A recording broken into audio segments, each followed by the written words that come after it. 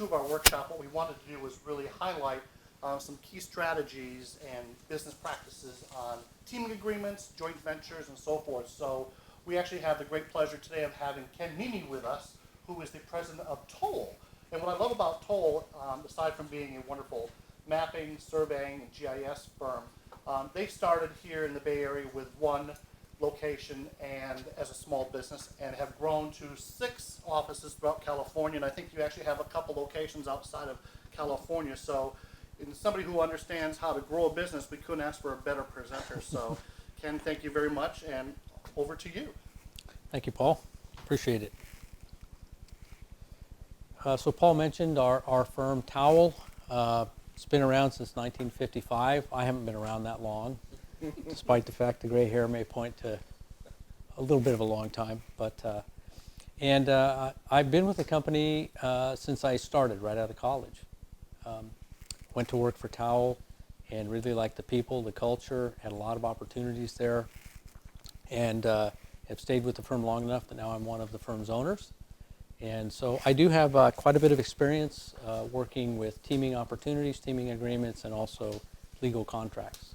So as I walk through the presentation, if you have any questions, please feel free to ask during the presentation if that's the best time for you.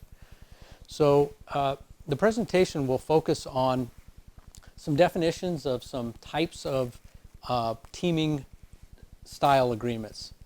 So teaming agreements versus a joint venture. Also, what is a memorandum of understanding, a letter of understanding, or a letter of intent, and how are they slightly different. We'll also talk about teaming and what primes look for, what small businesses look for in a teaming arrangement. Some of this may be information that you're already familiar with, but I'll try to bring up some points from experience that I hope will help you. And then go through typical clauses that are in a sample agreement, why they're there, what their purpose is, and how to pay attention to those clauses to avoid pitfalls. There are a couple of sample teaming agreements that Paul has provided in the package for you as well, and those will be very helpful. And then talk a bit about some resources. These are online resources for you.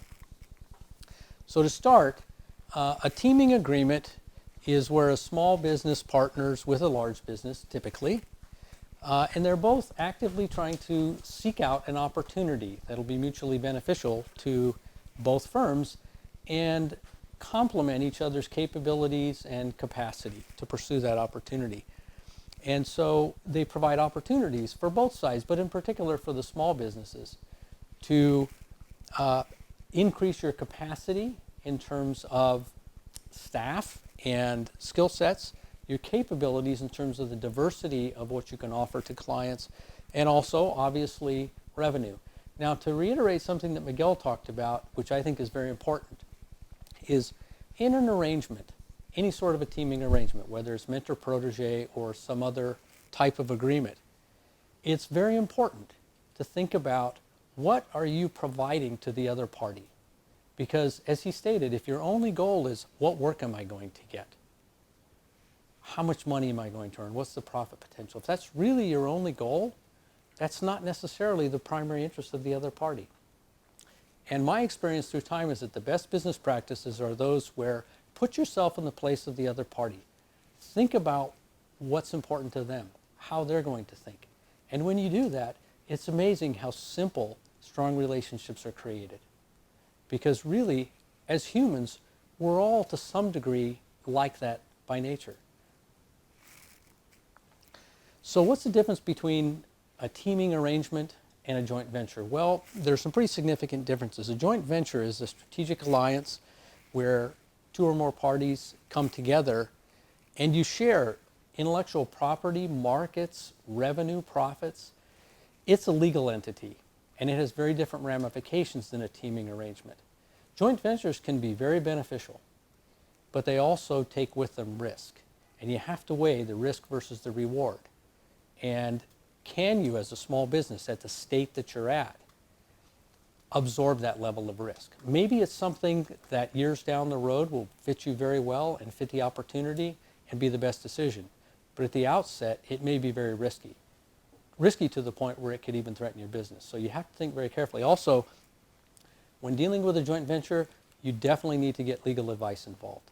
Unlike with a teaming agreement, where typically, if you have two parties that are that trust each other, you can create an agreement without the need to have an attorney involved. There are agreements that are often termed letters of understanding or memorandums of understanding. These are probably terms that you've heard before. And the purpose of these documents is to spell out the terms of an understanding. I'll call it an agreement, but I want to make it very clear that it's separate from a legal agreement, a typical contract. These spell out the terms upon which you both agree that you're going to work together. And how detailed they are is really up to the two parties.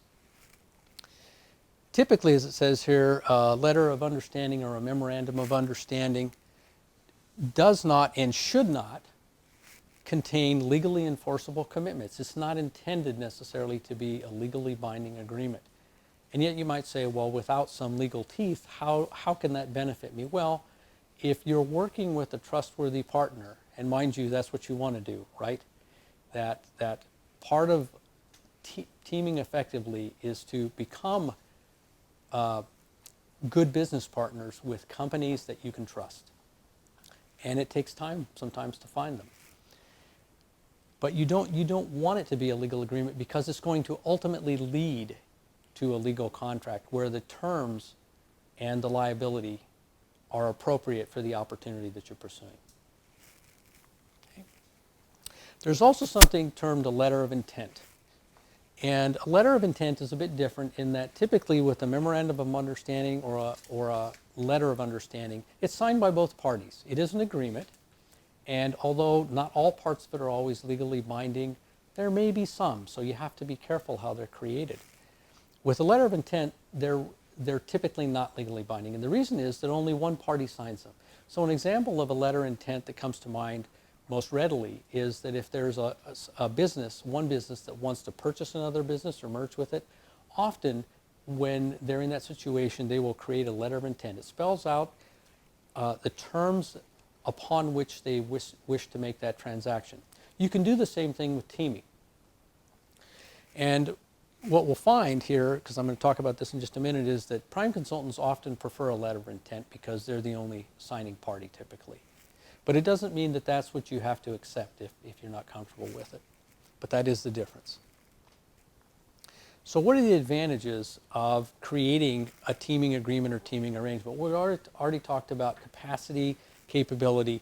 If you are going to pursue an opportunity, in particular with a government agency, and they're looking for businesses that they can trust to do the work and have a broad range of capabilities, as a small business, you might not have all those. In fact, probably won't. You often need to consider teaming. In fact, it's rare when one company can do everything. Exclusivity. Now, exclusivity is a bit of a double-edged sword. At times, it can be very beneficial to you, and you need to consider it very carefully. If you are exclusive with a teaming member as a subconsultant, meaning that you're an exclusive sub to a prime, they often appreciate that, and in return will provide you with more of a, quote, guarantee of some level of work or some level of involvement. And I use the air quotes for the guarantee because they really won't make a promise. But again, if they're a trustworthy partner, you're going to find that they're likely going to keep whatever commitments they make. But exclusivity also has some limitations. If there are multiple teams pursuing an opportunity, you're on one team, that only gives you one chance. So you really have to weigh the risk versus the reward of exclusivity. And at times, it is the best choice.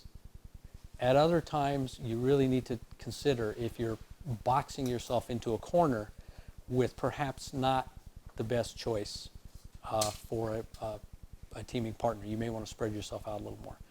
And mind you that you can sign teaming agreements with multiple firms as long as you disclose that to all the teams. They have to be comfortable with it. Okay. I commented here previously that prime consultants often prefer the letter of intent because it's essentially a one-way document.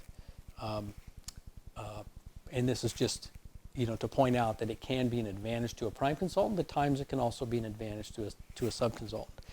The other thing that's important in a teaming arrangement is the liability sharing. if you are pursuing an opportunity and you're going to do, let's say, 5% of the total work on the contract, and yet let's say that your portion of the work has the highest liability on the contract, that may not be proportional, the risk versus the reward. So that's a very important consideration, and you need to deal with that in not only the teaming agreement, but in the final agreement that you sign to do the work if the team is selected to do that work. So from the perspective of a prime, when you're in a teaming arrangement or a mentor-protege relationship, what are some of the things that primes, and at times even the subconsultants, find are real challenges? Well, among them here, that neither party invests time into the process such that they clearly identify the goals in the agreement. That is really important. And Miguel alluded to that. He spoke about it a bit. Also, that you won't invest enough resources to generate enough opportunities or enough opportunity for the small business within the pursuit to make it worthwhile for everyone in terms of your revenue and profit potential, but also what you're going to gain from that in terms of skill set advancement. Okay, it's really important. So the challenge is to develop and track some sort of metrics. And again, Miguel talked about this as well. And his experience, I think, is very telling, that it's important to try and develop metrics, work really hard at that, to come up with some way to measure the goals that is comfortable for both parties. Because when you do that, it sets the stage for better success. Obviously, when you are a small business and you're looking for teaming opportunities, there are ways that you need to pursue those teaming opportunities that are going to benefit you. And this is something I wanted to include in this presentation, but realize that you probably already all know most of this. That it's important for you to attend workshops like this, matchmaking events, pre-bids and so on. Also to expand your network of contacts by taking advantage of those that you have worked with and asking them for help. You shouldn't be afraid to ask them for help. To introduce you to other potential business partners. And when it comes to these matchmaking events, pre-bid events, and so on, those are some of the most important networking events that I attend. And we have several people at our company that attend various types of events. We sort of all share the responsibilities. But I find them to be extremely valuable, especially when you have an opportunity to meet new people at the events, but also people that you've worked with previously, because then at that event they can introduce you to those that you don't know. The other thing that Miguel pointed out, and is very important, is it's critical to get pre-qualified with agencies and other government agencies, local, state, and federal. So for example, if you want to work in the federal sector, you need to be registered in the System for Award Management, or the SAM, it's termed. And if you're if you want to work with the state of California, you have to be registered in their public database for small businesses and become qualified. The same with the Public Utilities Commission. So there's a CUPC and a CPUC in California, for example. Now, as a small business, I've already mentioned some of these things, but you need to consider in any sort of a teaming arrangement, what are the risks that you're taking? Are the risks proportional to the reward? Are the risks such that they could threaten your business or threaten your reputation? No, don't bite off more than you can chew. Again, that's an obvious thing. But related to that is the liability, which I already discussed. That also has to be proportional. But one of the benefits to a small business is that, especially with the larger projects with government agencies, they often have very high liability limits that they'll require contractually. And some small businesses have a hard time meeting those. So when you team with a larger business partner, you need to work on an arrangement where they understand that you might not meet their contractual requirements and that they're going to cover that remaining liability. And many prime consultants that want to work with small businesses are willing to do that because they understand the reality that you just can't afford to purchase a policy that perhaps is as large as they have. and they may even have some level of self-insurance. Okay? And so talking about insurance, having the appropriate types of insurance. The standards, of course, are general liability, automobile liability, workers' comp liability insurance, professional liability if it applies to your business. But there are others now that are also becoming important. For example, a lot of companies that are not in the business that Towill is in, the geomatics business, are using drone technology or aircraft technology, unmanned aircraft technology, and there's special insurance that's required. Your general liability does not cover you. So what used to be part of the domain of our business and pretty exclusive to it is now prevalent. And yet there's a lot of users of those systems that don't realize they're taking on liability using those devices because it's not covered by their general liability policies. In addition, cyber liability is another one that's being required commonly. So because there's so many threats of data being transferred across the internet, and if it impacts one of the owners, they want to be sure that they're protected. So I'll go through some typical clauses that are in a teaming agreement. You'll find some of them in these sample agreements. And the purpose here is just to make you aware of what kinds of things you might expect. A teaming agreement typically starts with a standard set of statements that it's an agreement by and between two parties, and it spells out who those parties are. There's typically and desirably a section on proposal preparation. Who's going to be responsible for leading the team in the proposal, for taking the strategies that are proposed by the various team members and applying them to the proposal, and so on. And also keeping all of the proposers apprised of the communications that come internally as well as from the entity to which you're proposing, because often an RFP will come out, and as you know, there can be addendums and so on. And if you're going to be involved in the process, you have to have a partner that you can trust to provide you with all that information so you can keep up to date with what the responsibilities of the contract are. There's also related to that typically a division of responsibilities. And so what is, as a small business, what's your role going to be in the process? If you're the small business prime, you're going to be responsible likely for the proposal management, putting together the schedule for the proposal activities, deciding when the red teaming will be, deciding when there will be interview practices if you get shortlisted and so on. Vice versa, if you're the subconsultant, you're going to contribute to that process, but you're not necessarily going to be in charge of it. And so you have to decide, what level of participation you want to have, and it's best to spell it out so that at least it's reasonably clear in the teaming agreement. Also, the applicability of the relationship. If you're not forming a joint venture, which is of course what a teaming agreement represents, it's not a new legal entity, then you want to state outright that in fact you're two separate entities. You can't obligate each other. You don't speak for each other, but in fact you're agreeing to work together. You're just not going to take on the responsibilities of the other entity. That's very important. Also, that when there is an award, what happens?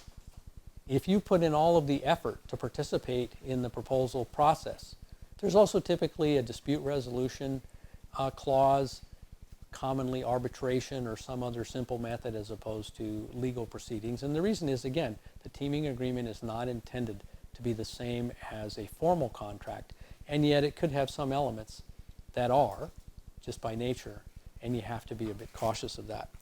And then severability. Now notice there's a question mark missing at the end there.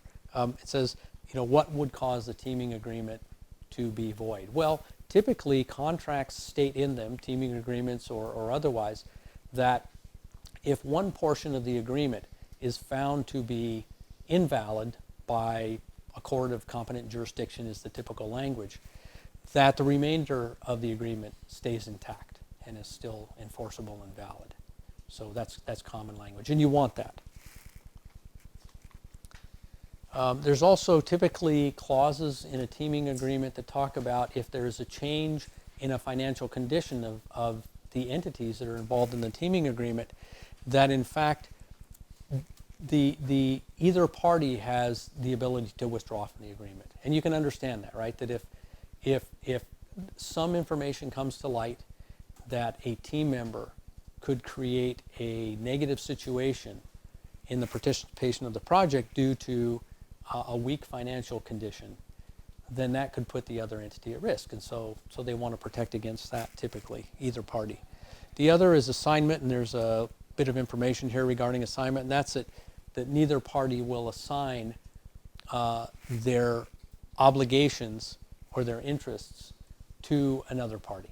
Because, for example, if you're a small business and let's say that during the time that you're pursuing an opportunity, you merge with another business, perhaps the prime may no longer feel like that's in its best interest to work with that new entity. Typically that doesn't happen, but it could.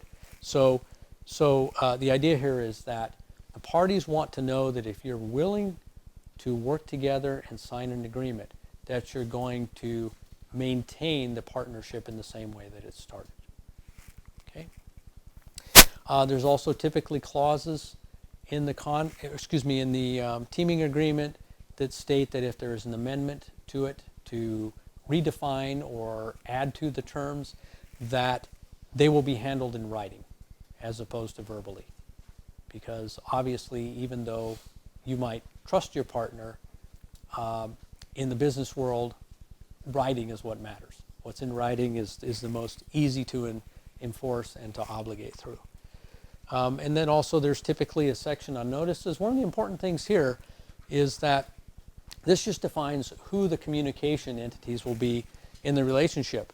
And the important part here is that if you have an entity that's responsible for handling the administrative side of the teaming agreement and then future contracts versus the technical side, and say on the technical side you're more involved in the proposal preparation, you want to spell that out in here. You want to point out that there's two different entities, one for administration of the agreement and one for the technical side. Because otherwise notices can get sent to the wrong person. And I found that to be really important in agreements. Typically, you should have some sort of a limitation of liability clause in a teaming agreement or even a contract. And this is where it talks a little bit about here about having appropriate insurance, and of course that's just a necessity. But in addition to that, there should be some sort of a statement as to what the parties agree to as in terms of limitation of liability. For example, that neither party would be responsible for consequential damages coming from a breach of the agreement.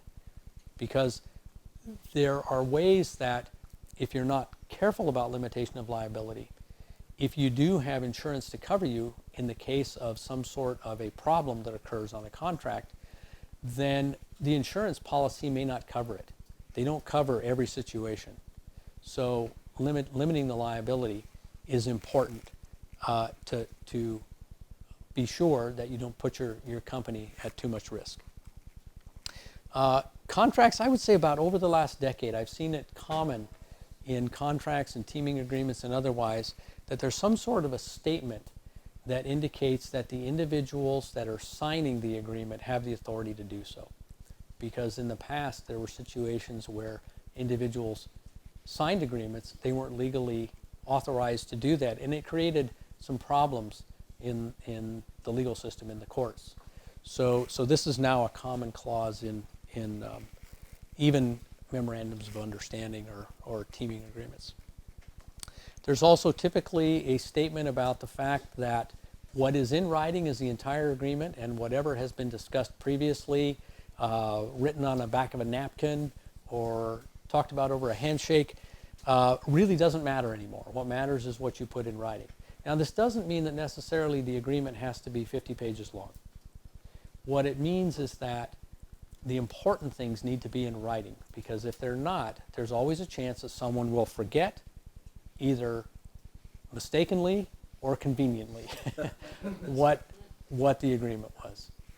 So, and of course, the way to avoid situations like that is to find trustworthy teaming partners. But it's not always easy, right? Because as you get to know how other firms work, perhaps they don't all function the same way. And there are such things as situational ethics, good, bad, or otherwise. They exist, and they can be troubling.